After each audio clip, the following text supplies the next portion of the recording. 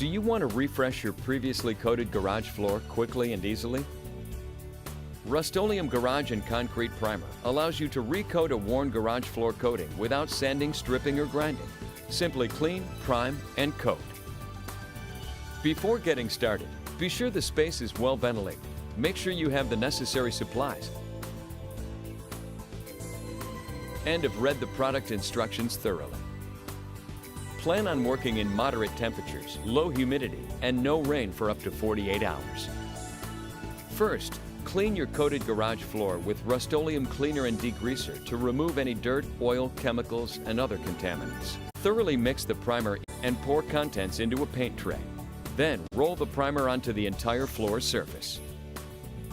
Once dry, give your garage floor the high-end look of granite, marble, terrazzo, a luxurious metallic finish, or other looks from Rust-Oleum.